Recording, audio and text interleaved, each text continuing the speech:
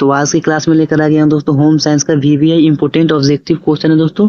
35 important objective question लेकर आया हूँ जो आपके एग्जाम की दृष्टि से अति महत्वपूर्ण क्वेश्चन है दोस्तों। अगर आप लोग 35 में से 35 सही कर देते हैं तो आपकी तैयारी बहुत अच्छी मानी जाएगी दोस्तों। बिना देर के बिना वीडियो की तरफ चलते हैं दोस्तों। जिसका 1 नंबर सवाल है दोस्तों, इसका आंसर कमेंट कीजिए कि मानव शरीर की संरचनात्मक और कार्यात्मक इकाई क्या है दोस्तों। मानव शरीर की जो संरचनात्मक और क्रियात्मक इकाई है वो दोस्तों कहते हैं कोशिका को। तो इसका आंसर सी होगा, कोशिका। अगले सवाल की तरफ बढ़ते हैं दोस्तों। 2 नंबर सवाल दोस्तों, यहाँ पे 2 नंबर सवाल को ध्यान से देखिएगा दोस्तों और इसका आंसर कमेंट कीजिएगा कि कोशिकाओं के समूह को क्या कहा जाता है दोस्तों। कोशिकाओं के जो समूह होता है उसे कहा जाता है दोस्तों उत्तक। तो 2 का आंसर बच्चों बी होगा, उत्तक। अगले सवाल की तरफ बढ़ते हैं दोस्तों। 3 नंबर सवाल है दोस्तों, यहाँ पे 3 नंबर सवाल दोस्तों, स्त्री जनन तंत्र में अंडाणु का निर्माण कहाँ होता है दोस्तों। स्त्री का जो जनन तंत्र है उसमें अंडाणु का जो निर्माण होता है वो दोस्तों होता है अंडाशय में। तो इसका आंसर बच्चों बी होगा, अंडाशय। अगले सवाल की तरफ बढ़ते हैं दोस्तों। 4 नंबर सवाल है दोस्तों, जल किस प्रकार का पदार्थ है दोस्तों। जो जल है वो दोस्तों एक अकार्बनिक पदार्थ है। तो 4 का आंसर बच्चों बी होगा, अकार्बनिक। अगले सवाल की तरफ बढ़ते हैं दोस्तों। 5 नंबर सवाल है दोस्तों और इसका आंसर कमेंट कीजिए दोस्तों कि मानव शरीर में जल का प्रतिशत कितना होता है दोस्तों। मानव शरीर में जो जल का प्रतिशत होता है वो दोस्तों होता है 60% से 70% होता है। तो 5 का आंसर बच्चों बी होगा, 60 से 70%। अगले सवाल की तरफ बढ़ते हैं दोस्तों। 6 नंबर सवाल है दोस्तों, यहाँ पे विटामिन सी की कमी से कौन सा रोग होता है दोस्तों। तो इसको याद रखिएगा दोस्तों, विटामिन सी की कमी से रतौंधी होता है। तो 6 का आंसर बच्चों ए होगा, रतौंधी। अगले सवाल की तरफ बढ़ते हैं दोस्तों। 7 नंबर यहाँ पे सवाल है दोस्तों, विटामिन ए की कमी से कौन सा रोग होता है दोस्तों। विटामिन ए की जो कमी होता है उसके कारण दोस्तों होता है स्कॉर्वी। तो 7 का आंसर बच्चों बी होगा, स्कॉर्वी। अगले सवाल की तरफ बढ़ते हैं दोस्तों। 8 नंबर सवाल है दोस्तों, इसका आंसर कमेंट कीजिए दोस्तों कि आयोडीन की कमी से कौन सा रोग होता है दोस्तों। आयोडीन की कमी से होता है घेघा रोग। तो 8 का आंसर बच्चों बी होगा, घेघा। अगले सवाल की तरफ बढ़ते हैं दोस्तों। 9 नंबर सवाल है दोस्तों, यहाँ पे 9 नंबर सवाल का आंसर कमेंट कीजिए कि इंसुलिन की कमी से कौन सा रोग होता है दोस्तों। इंसुलिन होता है उसकी कमी से मधुमेह रोग होता है। तो 9 का आंसर बच्चों ये होगा, मधुमेह रोग। अगले सवाल की तरफ बढ़ते हैं दोस्तों। 10 नंबर सवाल है, इसका आंसर कमेंट कीजिए कि लोहा यानी आयरन की कमी से कौन सा रोग होता है दोस्तों। लोहा एवं आयरन की कमी से होता है एनीमिया।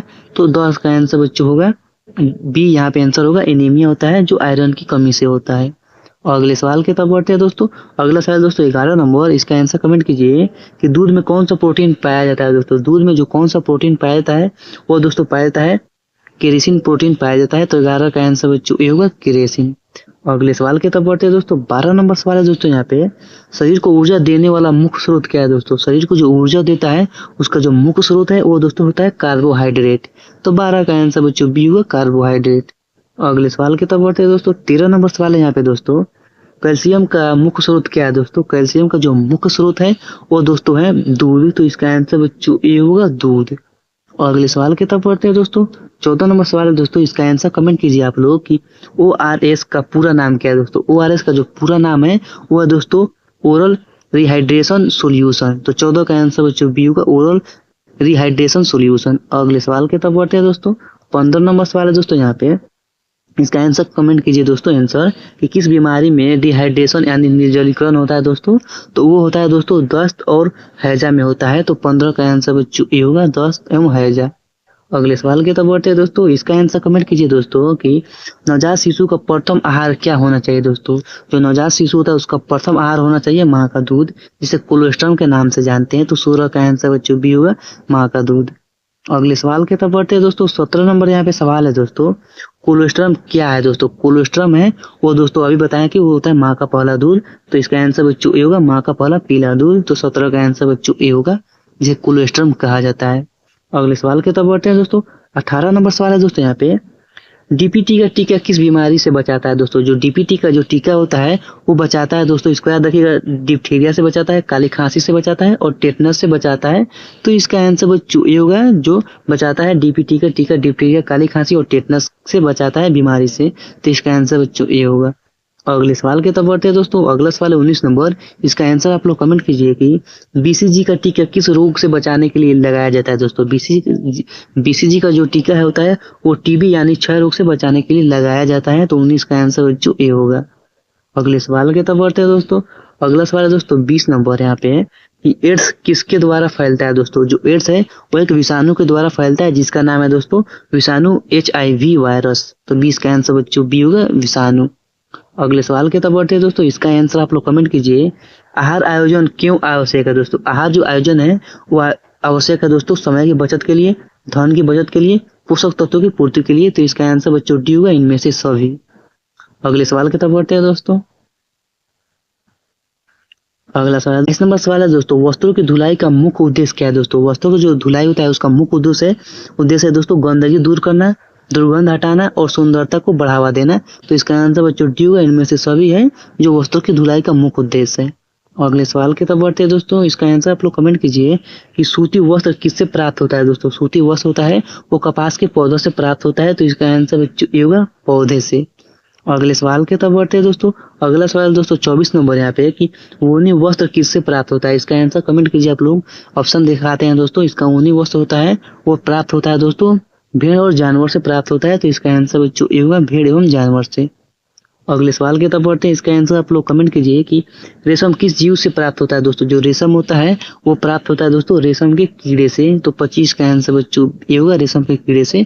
आप लोगों का 35 में से 35 कितना सही हुआ है आप लोग कमेंट करके बताइएगा दोस्तों। बढ़ते हैं अगले सवाल की तरफ दोस्तों। 26 नंबर सवाल है दोस्तों यहाँ पे, प्राकृतिक रेशा का उदाहरण कौन सा है दोस्तों? प्राकृतिक जो रेशा का उदाहरण है वो दोस्तों है सूत।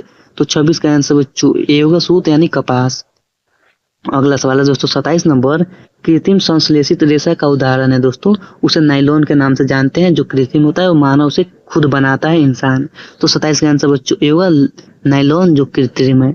अगले सवाल की तरफ बढ़ते हैं दोस्तों। 28 नंबर यहाँ पे सवाल है। इसका आंसर आप लोग कमेंट कीजिए कि पारिवारिक आय के प्रकार है दोस्तों। पारिवारिक जो आय का प्रकार होता है वो प्रत्यक्ष आय भी होता है और प्रत्यक्ष आय भी होता है और मानसिक आय भी होता है। तो इसका आंसर बच्चों डी है, इनमें से सभी है जो एक पारिवारिक आय का प्रकार है। अगले सवाल की तरफ बढ़ते हैं दोस्तों। 29 नंबर सवाल की तरफ दोस्तों। इसका आंसर आप लोग कमेंट कीजिए कि बचत का सबसे पूरा सुरक्षित साधन कौन सा है दोस्तों? बचत का जो सबसे सुरक्षित साधन है वो दोस्तों है डाक और बैंक। तो इसका आंसर बच्चों ये होगा बैंक एवं डाक। अगले सवाल की तरफ बढ़ते हैं दोस्तों। 30 नंबर यहाँ पे सवाल है, उपभोक्ता संरक्षण अधिनियम किस वर्ष लागू हुआ था दोस्तों? उपभोक्ता संरक्षण अधिनियम 1986 को लागू हुआ था। तो 30 का आंसर बच्चों ये होगा 1986। अगले सवाल की तरफ बढ़ते हैं। इसका आंसर आप लोग कमेंट कीजिए कि वसा का मुख्य स्रोत क्या है दोस्तों? वसा का जो मुख्य स्रोत है वो दोस्तों घी और तेल है। तो 31 का आंसर बच्चों होगा ए घी और तेल। अगले सवाल की तरफ बढ़ते हैं दोस्तों। 32 नंबर यहाँ पे सवाल है, प्रोटीन का सबसे समृद्ध स्रोत कौन सा है दोस्तों? प्रोटीन होता है जो सबसे समृद्ध स्रोत है प्रोटीन जिसमें पाया जाता है वो दोस्तों है सोयाबीन। तो 32 का आंसर बच्चों ये होगा सोयाबीन। अगला सवाल दोस्तों 33 नंबर यहाँ पे सवाल है दोस्तों, रिकेट्स रोग किस विटामिन की कमी से होता है दोस्तों? रिकेट्स होता है वो विटामिन डी की कमी से होता है। तो 33 का आंसर बच्चों डी होगा, विटामिन डी की कमी से दोस्तों रिकेट्स रोग होता है। तो इसका आंसर बच्चों होगा ये विटामिन डी की कमी से। अगले सवाल की तरफ बढ़ते हैं दोस्तों। अगला सवाल है 34 नंबर। इसका आंसर आप लोग कमेंट कीजिए कि रक्त का धब्बा बनने में कौन सा विटामिन सहायक होता है दोस्तों? जो रक्त का धब्बा बनता है उसमें जो विटामिन सहायक होता है उसका नाम है दोस्तों विटामिन के। विटामिन के कारण रक्त में थक्का बनता है। तो 34 का आंसर बच्चों ये होगा विटामिन के। अगले सवाल की तरफ बढ़ते हैं दोस्तों। 35 नंबर यहाँ पे सवाल है दोस्तों, जो लास्ट नंबर सवाल है इसे कमेंट करके आप लोग आंसर बताइएगा दोस्तों कि टाइफाइड शरीर के किस अंग को प्रभावित करता है दोस्तों? जो टाइफाइड होता है वो शरीर के किस अंग को प्रभावित करता है? तो इसका आंसर बच्चों आप लोग कमेंट करके बताइएगा कि किस अंग को प्रभावित करता है। और आप लोग का 35 में से और आप लोगों का जो 35 ऑब्जेक्टिव था दोस्तों, एक सेकंड दोस्तों, जी आप लोगों का 35 ऑब्जेक्टिव था दोस्तों मैंने कंप्लीट करा दिया। जो इम्पोर्टेंट ऑब्जेक्टिव क्वेश्चन था दोस्तों, आप लोगों का 35 में से कितना सही हुआ है दोस्तों? आप लोग 35 में से आप लोगों का देखना दोस्तों, आप लोगों का 35 में से कितना सही हुआ है आप लोग कमेंट करके बताइएगा। ऊपर लिखिएगा कितना कमेंट आंसर सही हुआ है। वीडियो समाप्त हो गया दोस्तों, मिलते हैं नेक्स्ट वीडियो में, तब तक के लिए धन्यवाद दोस्तों।